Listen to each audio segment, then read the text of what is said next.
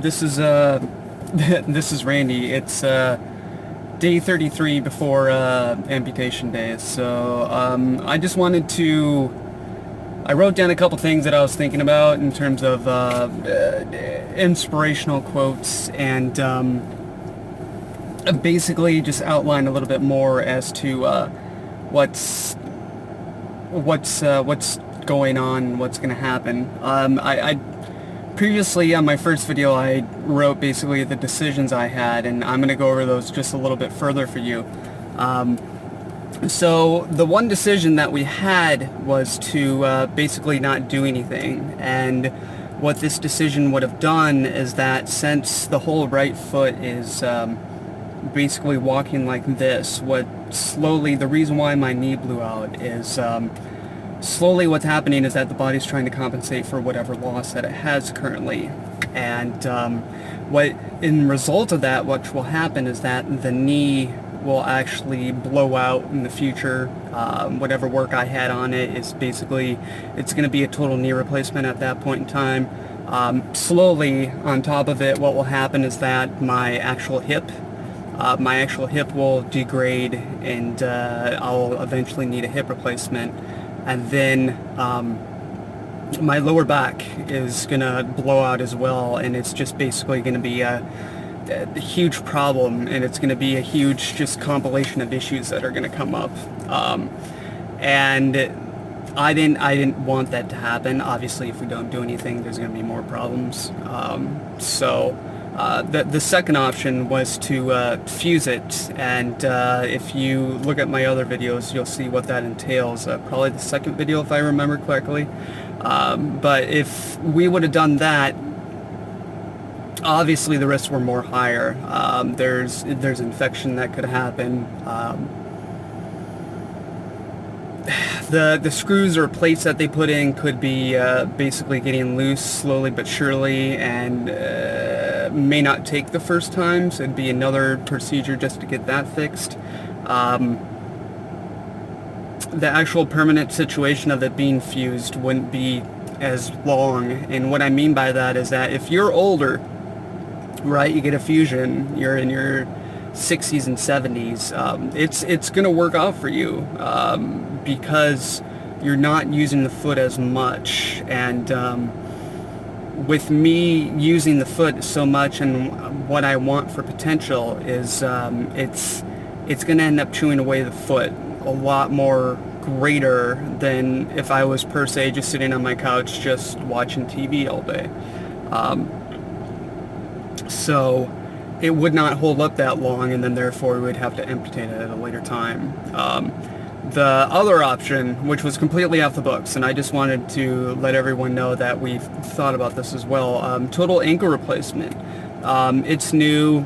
It's fairly new within the last 10-15 years. That's actually where they grind out the whole entire ankle bone itself and the leg bone, and then what they do is they put that little notch inside of there. It's kind of like a rocker, and it just sits here and moves back and forth and just creates the simulation of an ankle. However, I'm too young for that. I would maybe have 5-10 years on it. I wouldn't be able to run. I wouldn't be able to do a lot of things on it, but however, I wouldn't have it. That's almost guaranteed no pain. And however, I would be extremely limited. And then after that, once that blew out, that would either be a fusion, which would be a really horrible fusion, and or they would have to amputate it at that point in time. So either way I go down is it's not good. And then as far as the amputation, obviously there's risks. I could get infection, right? I mean, that's a possibility. Odds of that happening they're up there, 25%. That's if we don't take care of the actual wound itself, when it's all stitched up. And then obviously if some freak accident happens in the OR.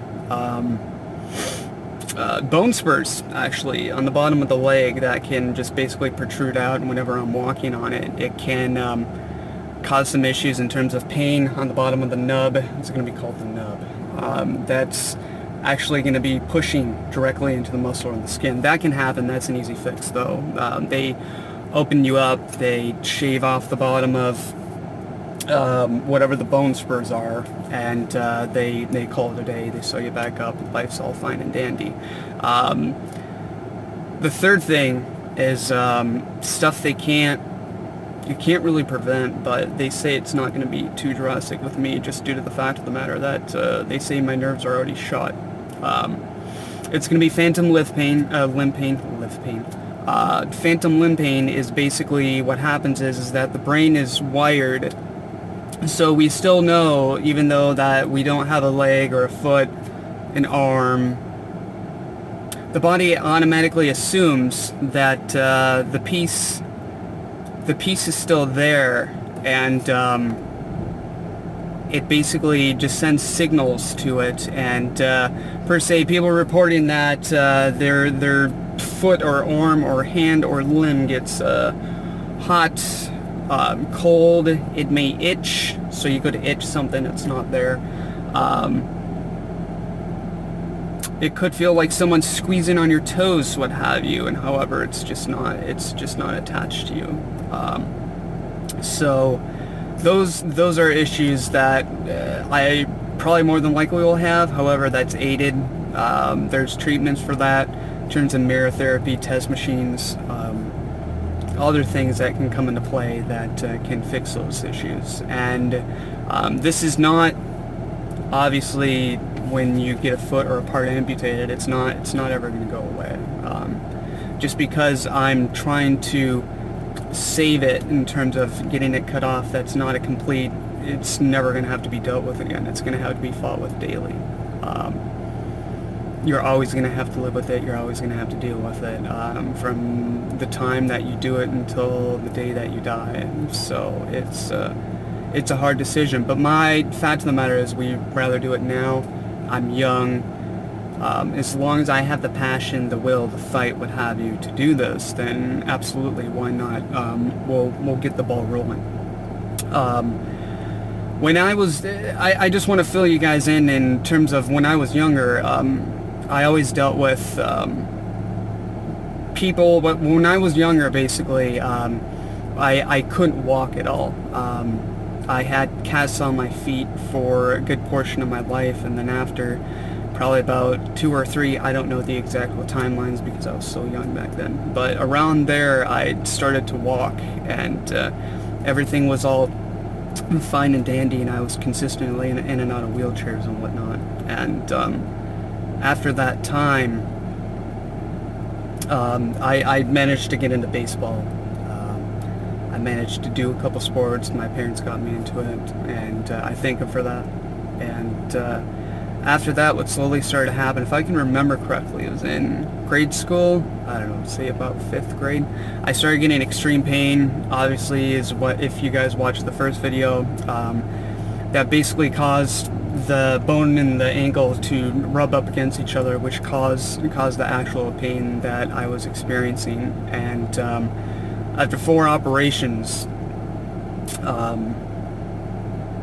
it basically, they got it to fix itself. However, after the fact, they overcorrected it by, it was 3 degrees, and therefore, which is causing me to have the issues that I'm at now. And the reason why, in terms of inspirational quotes here, is that I was always been told all my life, he'll never do this, he'll never do that. He'll never be able to play baseball again. He'll never be able to walk properly. He's never, in terms of when I was sick when I was younger, he'll never live. He's probably going to die. These were all things that I was faced with. And to me, the word can't doesn't exist in my vocabulary. Can't means, from the person that's telling it, said it because they don't believe that it can actually happen, or has actually not spent the time, the will, or the effort to believe it actually can.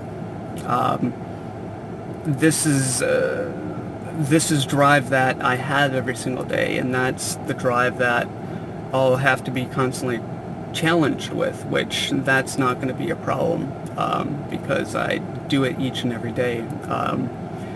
All of us have great minds, and we can do anything and everything that we want. The brain is the only thing that we can't fix. We can fix some things in it, but we're not knowledgeable enough to the point that we can fix everything from it. So it's, as long as you have your brain and as long as you want it bad enough, you have the will, you have the fight, you can do pretty much anything. We've seen, miraculous things that, in terms of anything that we've wanted to accomplish as human beings, we've always been able to have it. And to me, my extremities, my hands, knees, legs, what have you, those are just body parts, right? We can replace those. It's just, however, life will be more difficult that way, but amputation only works in one way as far as I see it.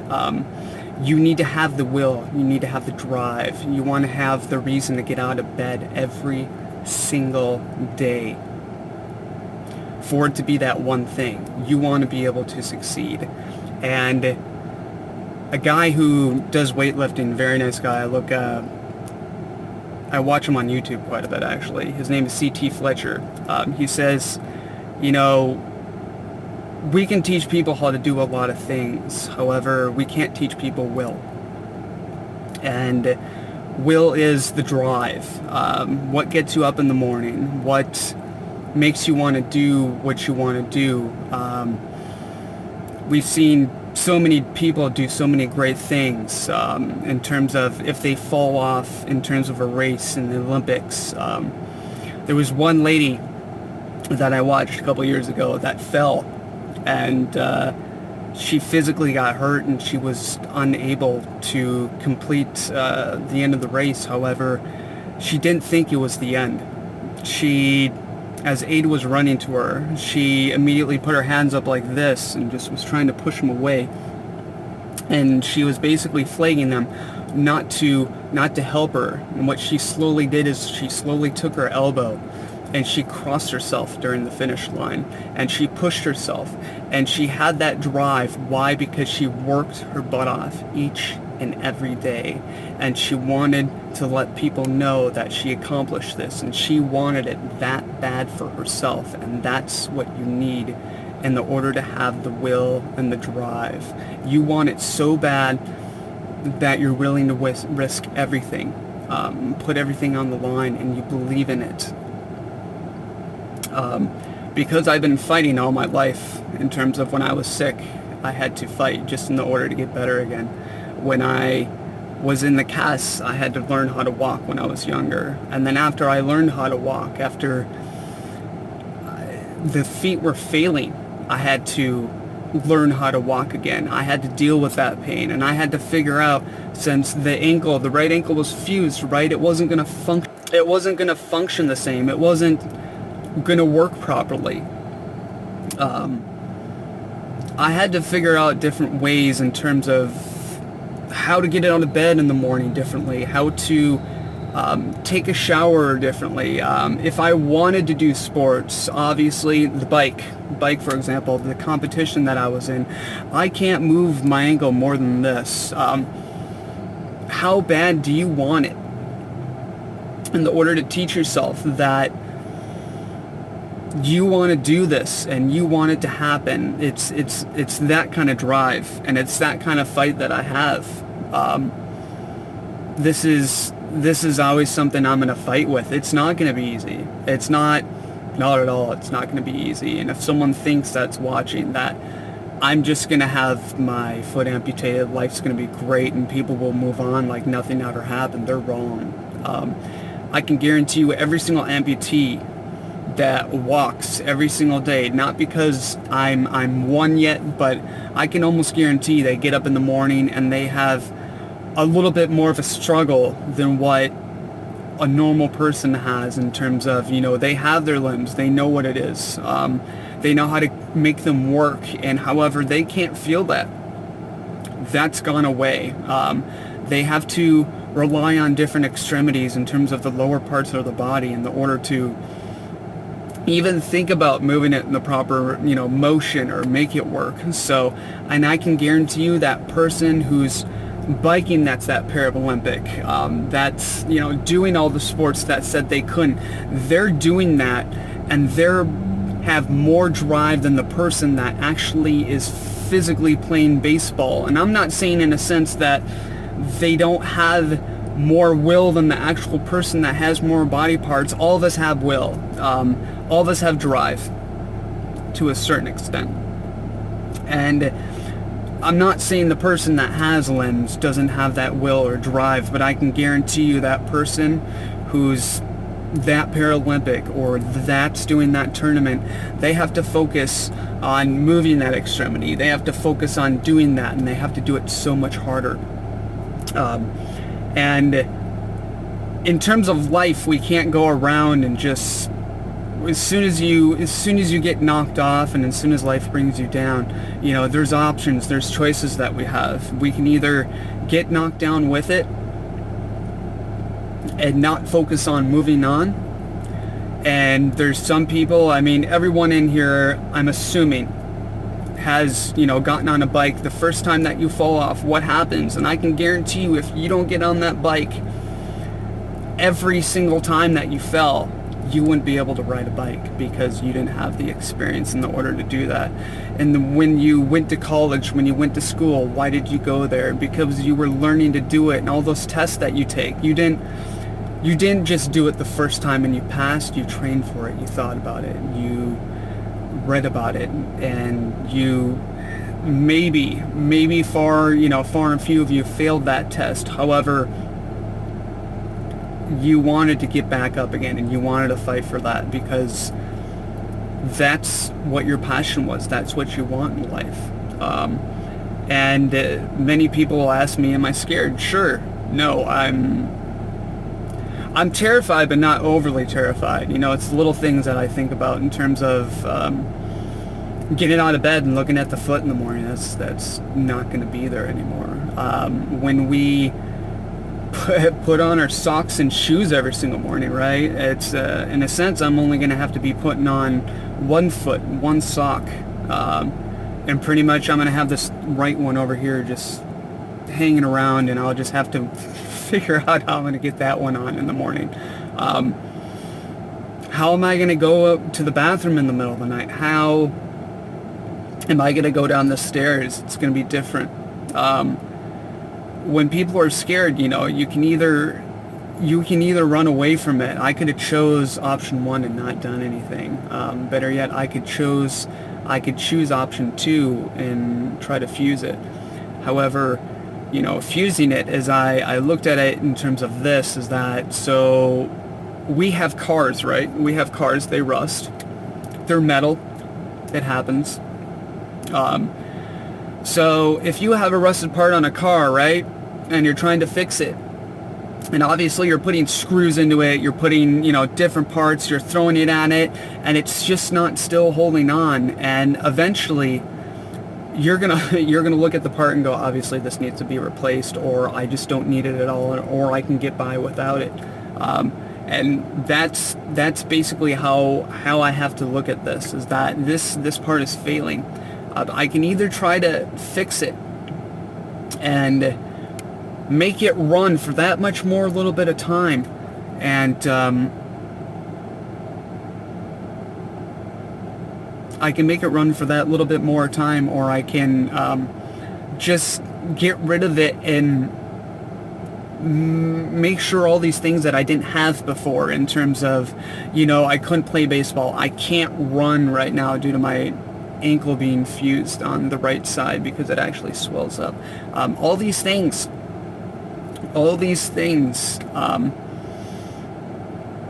that I was not able to do before, I have a second chance. These are things that can be accomplished, and these are things that I want to do. To me, all this is not going to be easy. It's if I get out of bed in the morning, I might fall. If I get up on the bike for the first time, literally, I could fall.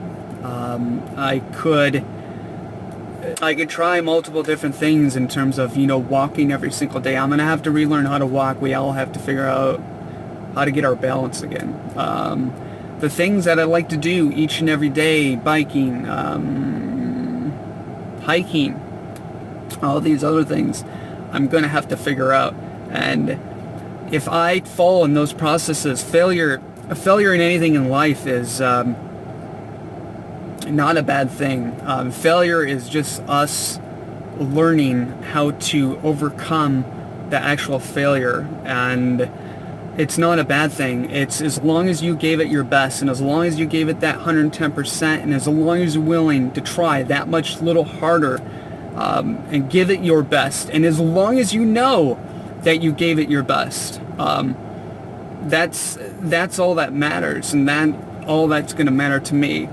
And in life, you're always gonna want to have it. Your drive wants you in the order to have this. And if I get my foot fused, I can kiss biking away. I can kiss living a normal life. I can go back to possibly going in a wheelchair like I was when I was in my, 11, 12, 13.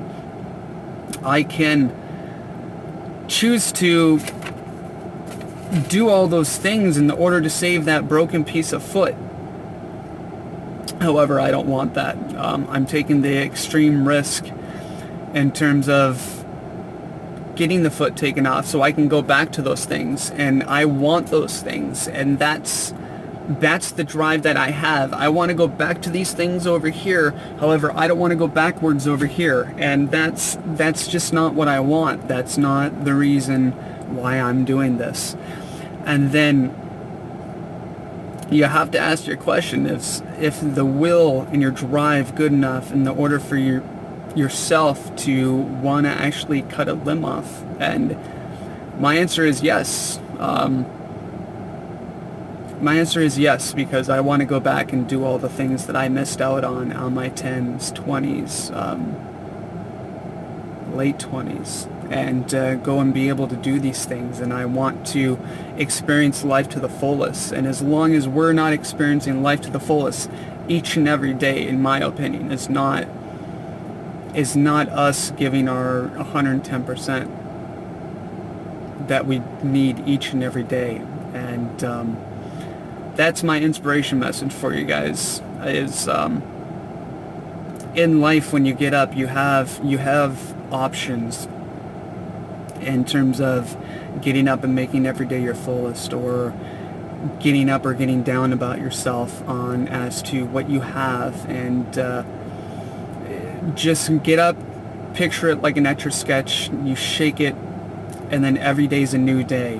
Whatever failures that you had from the previous day, you have to not acknowledge those. You have to figure out how to overcome those. It's always one day at a time. There's always going to be failure. NASA didn't launch their first rocket to the moon without there being an explosion. It never happened. It's failure. That's what we know as human beings. And you have to just ask yourself the question, how bad do you want it? And that's all I have for you guys. And you guys have a fantastic weekend, YouTube.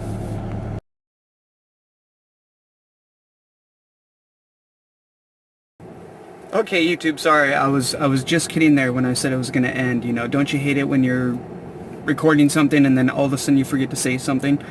So at the end, what I meant to say is that all these things that happened to me previously when I was younger had been basically put away.